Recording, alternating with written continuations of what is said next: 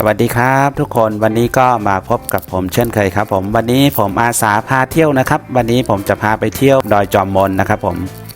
ตรงนั้นก็จะมีสถานที่ท่องเที่ยวนะครับจะมีต้นยางยักษ์นะครับหรือต้นไม้หมายเมืองนะครับเป็นต้นยางนาครับต้นใหญ่มากครับผมอายุประมาณ 7-800 ปีนะครับไปครับผมเราไปกันนะครับตอนนี้ก็ผมอยู่ตรงหอนาฬิกานะครับหอนาฬิกาแห่งใหม่นะครับผมที่เขากำลังสร้างขึ้นใหม่อยู่ตรงใจกลางเมืองอยู่ใกล้ๆตลาดหลวงนะครับเนี่ยครับหอนาฬิกาสวยงามมากนะครับผมจะเขียนว่าเกียงตงทาวเวอร์นะครับส่วนตรงนี้ก็จะเป็นจุดชมวิวของเมืองเชียงตุงนะครับ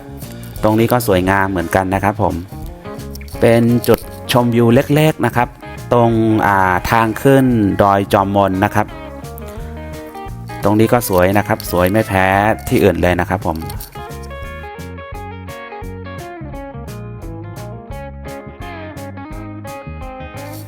ในที่สุดเราก็มาถึงจุดหมายปลายทางของเรานะครับตรงนี้ก็จะเป็นสถานที่ท่องเที่ยวอีกหนึ่งแห่งนะครับผมตรงนี้ก็จะเป็นจุดสำคัญนะครับจะมีต้นไม้หมายเมืองอยู่ตรงกลางนะครับผมแล้วก็บริเวณรอบๆก็จะมีสวนดอกไม้นะครับสวนดอกไม้นานาพันธุ์นะครับประดับประดาไว้ต้อนรับนักท่องเที่ยวผู้มาเยือนนะครับเนี่ยครับต้นไม้หมายเมืองนะครับต้นไม้ยางยักษ์นะครับสูงมากใหญ่มากนะครับผมเป็นจุดแลนด์มาร์คของเมืองเชียงตุงเลยนะครับหากใครมุ่งหน้าสู่เชียงตุงนะครับถ้าลงจากภูเขาเข้ามามุ่งหน้าสู่เชียงตุงแล้วก็จะมองเห็นต้นไม้อันนี้นะครับไม่ว่าจะเป็นทางซ้ายทางขวานะครับทางทิศเหนือทิศใต้นะครับจะมองเห็นต้นไม้ต้นนี้หมดเลยนะฮะถ้ามองเห็นต้นนี้ก็คือเข้าสู่เขตเชียงตุงเรียบร้อยแล้วนะครับผมตรงนี้ก็มีนักท่องเที่ยวมาเที่ยวชมเยอะเหมือนกันนะครับไม่ว่าจะเป็นชาติไทยชาตินานาชาตินะครับก็จะมาพักผ่อนหย่อนใจมานั่งจิบกาแฟเย็นๆอยู่ตรงนี้นะครับผมตรงนี้ก็จะเป็นจุดชมวิวอีกหนึ่งจุดนะครับสวยงามมากนะครับผมหากใครมาเชียงตุงนะครับไม่ควรพลาดนะครับต้องแวะมาที่นี่นะครับผมหากใครไม่แวะมาที่นี่นะครับก็ถือว่ามาไม่ถึงเชียงตุงนะครับตอนนี้ที่เชียงตุงอากาศกำลังดีนะครับผมไม่ร้อนนะครับแล้วก็ไม่หนาวนะครับตอนนี้ก็อยู่ที่67 องศานะครับอากาศเย็นสบายนะครับ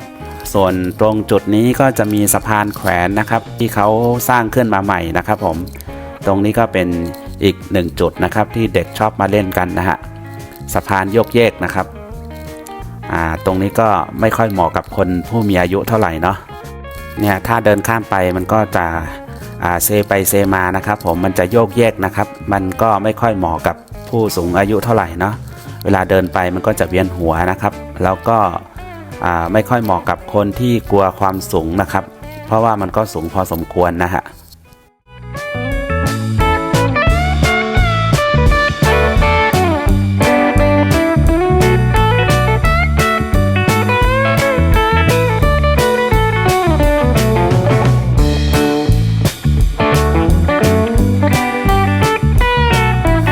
Excuse me, can I pat you?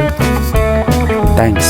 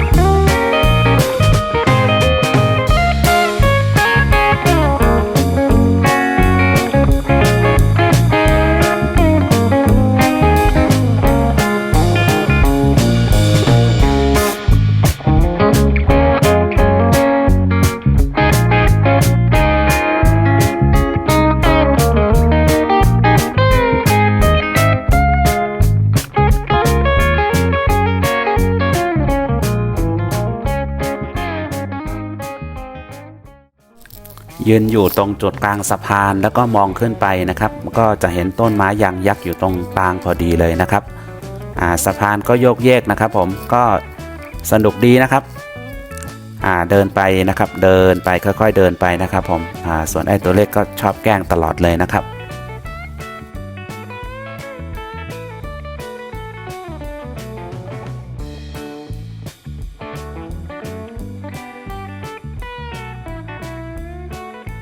หลังจากเดินข้ามสะพานมาก็จะมาเจอน้ำตกนะครับน้ำตกเล็กๆนะครับผมตรงนี้ก็จะเป็นจุดที่นักท่องเที่ยวชอบมาถ่ายรูปกันนะครับส่วนตรงนั้นก็ตรงขวามือก็จะเป็นร้านกาแฟกับร้านอาหารนะครับก็ตรงนี้ก็จะมีนักท่องเที่ยวนะครับชอบมานั่งดื่มกาแฟกินลมชมวิวกันตรงนั้นนะครับผมบรรยากาศดีนะครับผู้คนก็มาเที่ยวเยอะมากเลยนะครับผมตรงโซนด้านในนี้ก็จะปลูกดอกไม้ประดับประดาเอาไว้นะครับผมปลูกไว้รอบๆตรงต้นยางนะครับต้นยางนี้ใหญ่มากนะครับอายุประมาณ 7-800 ปีนะครับถามว่าใหญ่แค่ไหนนะครับเราก็ต้องใช้คนประมาณ12คนนะครับโอบกอดถึงจะรอบตรงฐานของต้นยางได้นะครับผมใหญ่จริงๆนะครับต้องมาสัมผัสด้วยตาตัวเองเท่านั้นนะครับถึงจะรู้ว่ามันใหญ่มากนะครับผมถ้าดูผ่านจอนี้ก็คงไม่ค่อยใหญ่เท่าไหร่นะครับเราต้องมาดูมาสัมผัสด้วยตาของตัวเองนะครับถึงจะรู้ความใหญ่โตมโหฬารของมันนะครับผมบอกว่า Amazing มากๆเลยนะครับตรงบนต้นยางนะครับจะมีรังผึ้งเต็มไปหมดเลยนะฮะบริเวณตรงฐานต้นยางนะครับเขาก็จะเขียนไว้เป็นภาษาพม่านะครับปีที่ปลูกนะครับแล้วก็ความสูงเท่าไหร่นะครับแล้วก็เส้นผ่านศูนย์กลางเท่าไหร่นะครับเขาจะมีบอกหมดเลยนะครับผมจะแปลมาให้คร่าวๆนะครับปีที่ปลูกนะครับตรงนี้เขาจะใช้จุลศักราชนะครับไม่ใช้ปีพ.ศ.เหมือนประเทศไทยนะครับปีที่ปลูกนี้ปี 1115 ปีจุลศักราชนะครับปลูกตั้งแต่สมัยเจ้าฟ้าเชียงตุงนะครับผมส่วนสูงก็อยู่ที่36ฟุตนะครับส่วนเส้นผ่านศูนย์กลางก็อยู่ที่39ฟุตนะครับหากผิดพลาดประการใดก็ต้องขออภัยมาในณที่นี้ด้วยนะครับผมโอเคครับหลังจากนั้นเราก็ไปกันต่อนะครับเราจะไปวัดพระนอนนะครับวัดตรงนี้ก็ดังมากนะครับผมเป็นวัดพระนอนตั้งอยู่ในใจกลางเมืองเชียงตุงเลยนะครับถ้าหากใครมาเที่ยวเชียงตุงก็ไม่ควรพลาดนะครับวัดนี้วัดดังนะครับผมพระนอนองค์ใหญ่มากนะครับพระนอนจะหันหน้าพระพักตร์ไปทางทิศตะวันออกนะครับไปครับผมเราไปกันครับ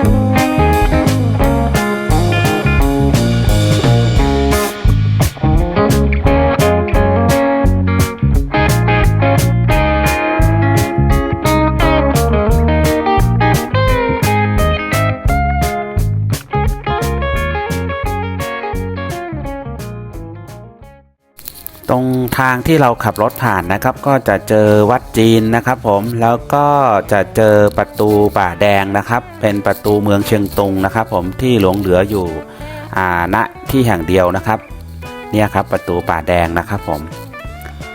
หลังจากนั้นเราก็ขับรถผ่านประตูป่าแดงมาเรื่อยๆนะครับแล้วก็ในที่สุดเราก็มาถึงวัดนะครับผม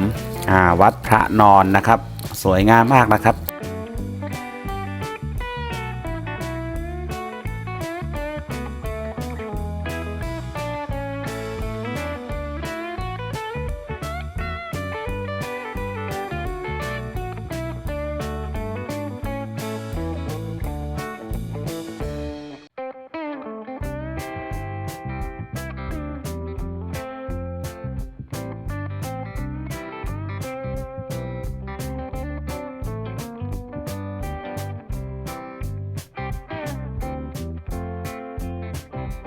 หลังจากที่เราได้ชมความงามด้านนอกเรียบร้อยแล้วก็เข้าไปด้านในกันดีกว่านะครับเราเข้าไปกราบพระกันนะครับผมไปกราบขอพรพระประธานองค์ใหญ่ๆนะครับอยู่ในวิหารนะครับเนี่ยครับใหญ่มากครับผมเรามากราบขอพรกันดีกว่าเนาะขอให้ผู้ชมแฟนคลับทุกท่านนะครับที่เข้ามาติดตามหรือเข้ามารับชมช่องวิถีชีวิตคนหลังเขานะครับขอให้มีความสุข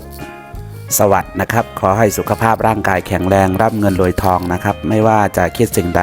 ก็ขอให้สมปรารถนานะครับคิดเงินให้ได้เงินคิดทองให้ได้ทองนะฮะเงินทองไหลมาเทมาไม่ขาดสายนะครับขอให้สมปรารถนาทุกคนนะครับสาธุสาธุอนุโมทนาไปพร้อมๆกันนะครับผมวัดนี้ดังมากนะครับสายมูไม่ควรพลาดนะครับผมหลังจากที่เราไหว้พระเสร็จเรียบร้อยแล้วก็เดินออกจากวิหารมานะครับเราก็จะมาชมความงามพระนอนนะครับผมพระนอนนี่ก็จะอยู่ด้านซ้ายมือวิหารนะครับเดินออกจากวิหารมาจะเจอพอดีเลยนะครับพระนอนองค์นี้จะหันหน้าพระพักตร์ไปทางทิศตะวันออกนะครับ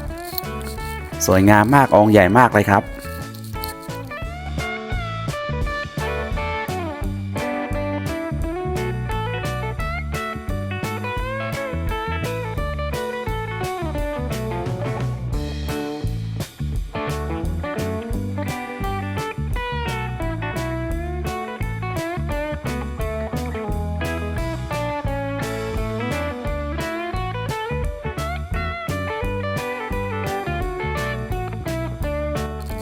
หลังจากที่เราไหว้พระขอพรพระนอนเรียบร้อยแล้วนะครับเราก็จะไปกันต่อนะครับเราจะไปวัดหลวงพ่อทันใจนะครับวัดหลวงพ่อทันใจนี่ก็ชื่อเสียงดังมากนะครับที่เราจะไปเนี้ยนะถ้าหากใครมาเชียงตุงแล้วก็ไม่ควรพลาดนะครับอันนี้ก็จะเป็นอีกวัดหนึ่งนะครับผมวัดหลวงพ่อทันใจนี่ก็จะไปทางสนามบินนะครับวัดอันนี้จะอยู่บนภูเขานะครับต้องขับรถขึ้นภูเขาไปนะครับผมไปครับเราไปกันต่อครับ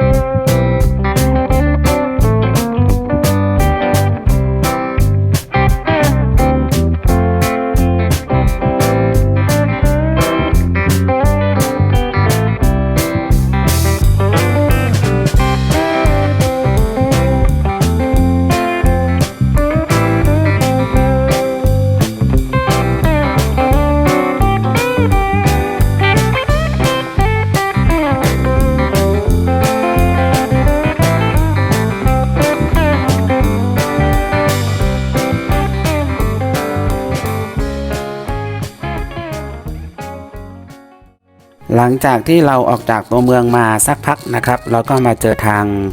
รกรังนะครับทางนี้เขากำลังปรับปรุงทางไปสนามบินแห่งใหม่นะครับสนามบินเดิมนั่นแหละครับแต่ว่าเขาจะขยายเส้นทางแห่งใหม่ไปสู่สนามบินนะครับตรงนี้ถ้าเกิดทำเสร็จเรียบร้อยแล้วก็จะดูสวยงามมากนะครับตรงกลางถนนนะครับก็เขาก็จะมีจะปลูกดอกไม้นะครับปลูกดอกไม้เมืองหนาวนะครับจะปลูกแบบประดับประดานะครับตามรูปที่เขาโฆษณาไว้เนาะดูสวยงามมากนะครับแต่ตอนนี้ยังไม่เสร็จนะครับคาดว่าประมาณ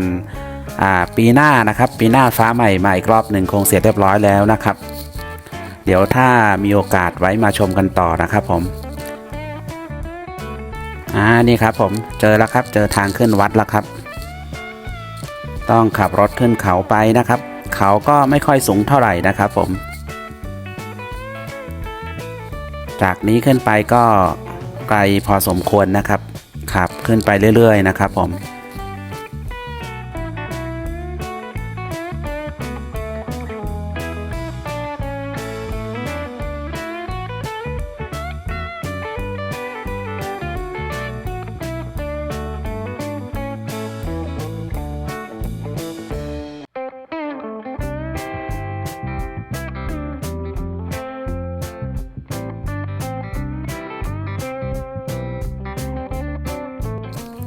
ในที่สุดเราก็มาถึงแล้วนะครับตรงนี้คือปากทางเข้าวัดวัดหลวงพ่อทันใจนะครับหลังจากที่ผมได้กราบขอพรหลวงพ่อทันใจเรียบร้อยแล้วนะครับก็เราก็มาชมความงามวัดหลวงพ่อทันใจกันต่อนะครับผมตรงนี้ก็สวยงามมากนะครับวัดตรงนี้นะครับวัดแห่งนี้อยู่ไม่ไกลจากสนามบินนะครับอยู่ติดสนามบินพอดีเลยนะครับผมเนี่ยครับงามมากครับงดงามจริงๆครับสาธุสาธุครับผมอนุโมทนาครับวัดนี้เขาจะสร้างขึ้นตามวันเกิดนะครับมี7ลูกวันนะครับผมนับจากวันจันทร์ถึงวันอาทิตย์นะครับใครเกิดวันไหนก็มาขอพรวันนั้นนะครับตามวันเกิดของแต่ละคนนะครับซึ่งผมเองก็ขอเรียบร้อยแล้วนะครับขอให้แฟนคลับด้วยนะครับผมขอให้แฟนคลับทุกคนนะครับที่เข้ามาเยี่ยมชมช่องวิถีชีวิตคนหลังเขานะครับคิดสิ่งใดก็ขอให้สมปรารถนากันทุกคนนะครับสาธุสาธุอนุโมทนาครับ